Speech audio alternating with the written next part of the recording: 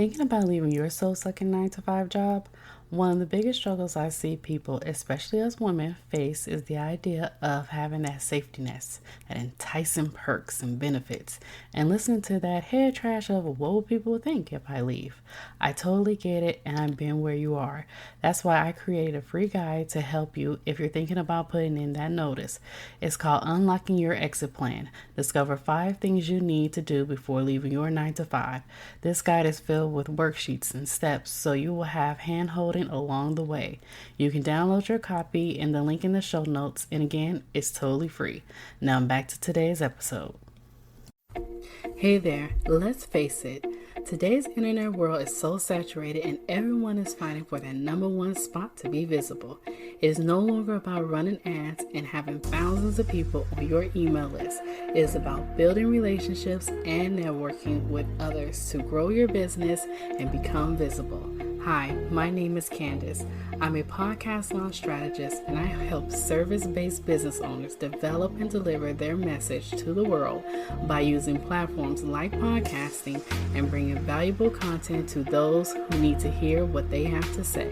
Welcome to the Hello C.S. Dorsey podcast. Welcome back to the Hello C.S. Dorsey podcast. I have Jeroen on today's show. How are you doing today? I'm doing well. How are you doing? I'm doing well. So tell everyone who you are and what you do.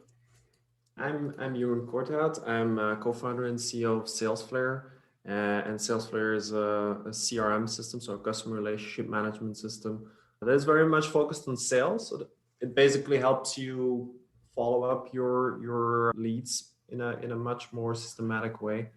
But there's a lot of CRM systems out there, like in a sea of CRMs. Basically, there's I think 600 plus or so. We focus on small and medium-sized businesses, so much more practical software than you would find in enterprises. We focus very much on the sales aspect. So it's very much about getting leads and turning them into deals. And where we distinguish ourselves from our nearest competitors is in the fact that, like a lot of CRM systems, if you've ever used one, you'll know that it's hard to keep up the data input, to stay disciplined and always put all the data in there as it comes. And if you don't do that, that at some point, inevitably, you don't start inputting everything, the quality of the data input is not great. And you can't really rely on the system anymore to follow up your sales because the data is just not there anymore. And that's when systems fail. And we've built something that solves that by automatically getting the information, the sources where it already is, like in your mailbox, in your calendar, in your phone, and in social media, and company databases, and email and web tracking and all that, and helps you to follow up your sales in a much better way. So you can really like build these customer relationships at scale. Wow, this is very interesting. So, who are your main customers? So, would you say like real estate agents or pretty much any entrepreneur or business owner? We don't do real estate except for commercial real estate, and that's for the simple reason that, and that's one thing I didn't specify, sorry. We focus on B2B businesses, so businesses who sell to other businesses. That just makes that we can be a bit more specific and keep things a bit simpler because we don't have to allow kinds of other types of relationships, let's say in the software. What we have mostly in terms of companies on the software is, on the one hand, lots of agencies.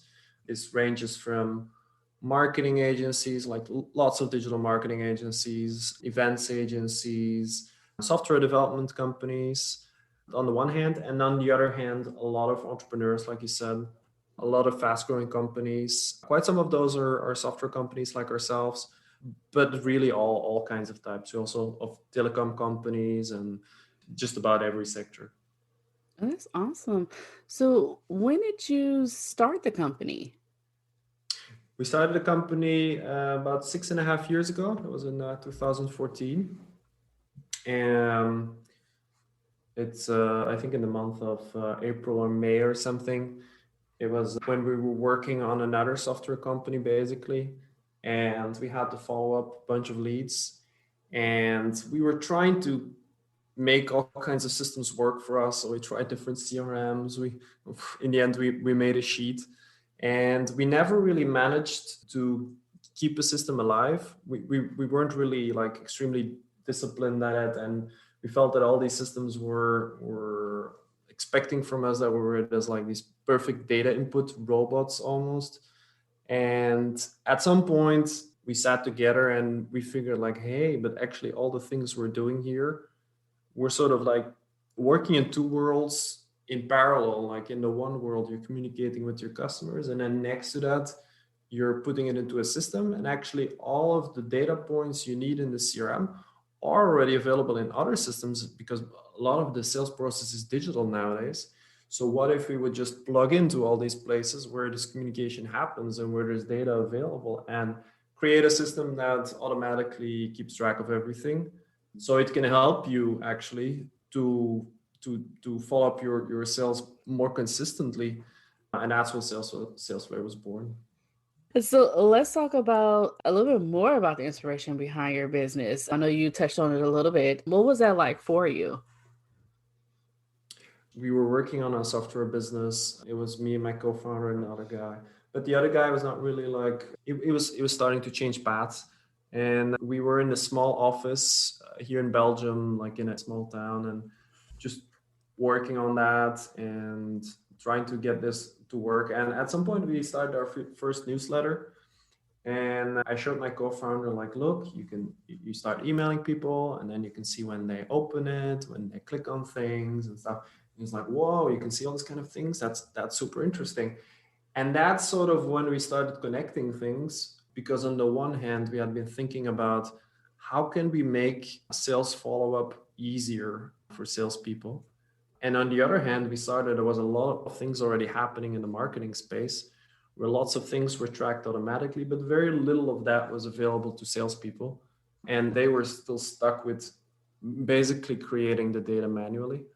And then we put these things together, and I remember our first brainstorms over a few beers. We had all kinds of funny ideas going different directions. At some point, it's going to be some kind of analytics thing, and at another point, it went back to more of a sales platform, and you know, it went all kinds of ways. But at some point, we dropped beers on this kind of brainstorms, and we started actually getting somewhere. And the first thing basically that we did was thinking like, how can we make this happen? And we both had other stuff to do, and I mean you can't just focus on something, drop all your salaries and all that, and start working on something. So we saw this program that was from Kima Ventures, which I think still exists, but they had a program that doesn't exist anymore. It's Kima 15. Like you would get 150 for 50% of your business in 15 days. And that was very appealing to us. So we started reading more on that, and they recommended this book called Getting Real, which I can really recommend. It's a great book. It's free. You can just download it off the internet if you Google it. And it explains how you can start a business in a very real, simple way without, like, for instance, building the whole product right away, but building something small and going from there. And then we started implementing that. We both read the book. I made a presentation. My co-founder made a prototype, not even a product yet, something that we could show to people. We applied to Kima 15. They came back to us and they said that we were a bit too early stage, which was true. We had nothing, but that got us started. That's really like, then we applied to a few accelerators and incubators. We got accepted. We got some money. We hired someone. Everything started rolling from there. That's good. So I know you're thinking to yourself it was worth it, but during the time, like during the process and everything, did you ever feel like I'm just gonna quit this? You know, like we're gonna stop doing this because I'm getting tired. Have that ever been? Because I know a lot of entrepreneurs get to that point where that breaking point where they're just like, it's not working or they don't see any traction, they get a little discouraged. Have that ever happened for you? Or to you, I should say. Uh, Maybe not to a large extent, but yes, it certainly did happen. I mean, especially the first period when you start the company and you're building something, but I mean, some people say they like it, but nobody has bought it yet. It weighs on you. It's a very hard time. But also from there, as you're trying to grow it, things always go slower than you're expecting, and it's sometimes hard to deal with your own expectations and to keep going despite things going slower than you like them to go. So, can you remember a time in your business or starting out where you had a hello moment? So, that's like my light bulb moment. We had a lot of those. Let's say I'll pick a more recent one. It's when COVID came around and we all had to start working from home. Basically, we're working from home since March now. We were remote with our customers already, but our team was always, we worked together in the same room. And we always believed that that was the best way, the quickest way to all be on the same page, to quickly work together, because basically you're next to each other, like everybody's always in the loop, we thought. But then when we went working from home, we figured that actually a lot of our communication, we were expecting it sort of to be accidental, if you know what I mean. Like we would expect it to just happen, which was wrong. And of course, when we start working from home, that started becoming very clear, because then we needed to put in place all kinds of ways to systematize our communication, to make these very small process changes so that internal communication flows much more easily through the organization. And that's something we've been working on, especially I think from March to May or June. We made a lot of improvements there. I actually even wrote a blog post about this. If you type in Google Salesflare remote team, you'll probably find it. And I detail there what all the things were that we did, because it's a bit too long to explain here. I completely get it because I currently work for a financial institution full time.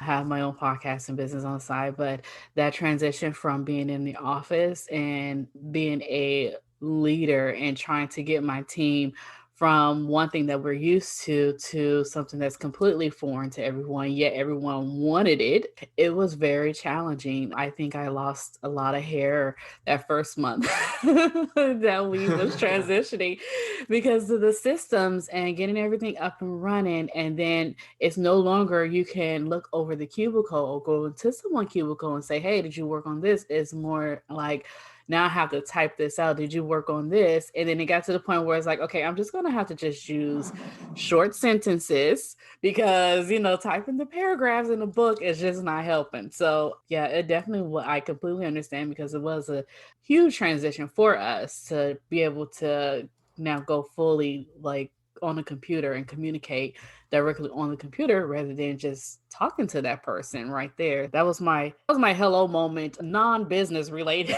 non my own Yeah. business related, but more of 9 to 5 related. Yeah. Well, it teaches us so many things, like these changes we've been going through. We've not only been focused more on internal communication, we've been thinking much more about how to keep everyone motivated in a much better way. That it sort of poses you new challenges, which makes that you need to change things for the better. So it's Yes. nice in a way as well. You have a program, you have a software program, but do Mhm. you offer multiple services for your business or alongside of your business? Or do you feel that having one service or one offer helps with your zone of genius? Yeah, it's a good question. We offer obviously software. Around that, we help people to use that software and to organize themselves with their sales in a better way. And you could call that a service, but we do it for free. It's just part of what we offer when you use our software. They also call it software as a service. So you could say in a way it's a service. And then next to that, we scale a lot of that service in a way, you could say, that the training and the knowledge we spread around it by having a blog and sharing a lot of the best practices. Like last week, I wrote a blog post on SaaS sales, like software as a service sales, where I explain all the different sales strategies and how it varies depending on the size of the customer you have. That's something we do consistently, and that Then the end of your question was, does that help with your zone of genius? I think certainly focusing on one issue helps you better to do a great job at helping people. And you could offer different things, I think, as long as it's all sort of directed at solving that same issue. Yeah. Yeah, definitely. Because I know some software, they give you like a freebie or free entry to the software, and then they have their own books to help you with the whole marketing process of it. And then they have it keeps growing and growing, growing different things that they Yeah. offer. Yeah, so that's why I actually, because I know some companies, well, ClickFunnels in particular, they have like these different type of, I would say, their own value ladder of offering products and helping the customer, or I won't say member, but helping the customer in addition to having the program. And they have these different training programs as well in addition to that. So yeah, that's why I was Hmm. asking that question. Yeah, yeah, yeah. Oh No, it yeah, I makes a love lot of it. sense. Yeah. We do similar things. We don't have real books. Well, we have one book, is sort of a sales pipeline. What is it called again? Masterclass. But we keep everything in blog posts and podcasts. And I think that really attracts people also much more than just a piece of software. We're there to help them with the full issue, not just the software part, and that's a good amount of value next to what you get from the software. Yeah, It's I'm not awesome. able to explain it very well, No, but you're doing good. No worries. Yeah, that's really good. So, any last minute advice you have for our listeners out there? You know, maybe they want to start a business, maybe they even want to start a software. Do you have any advice for them out there?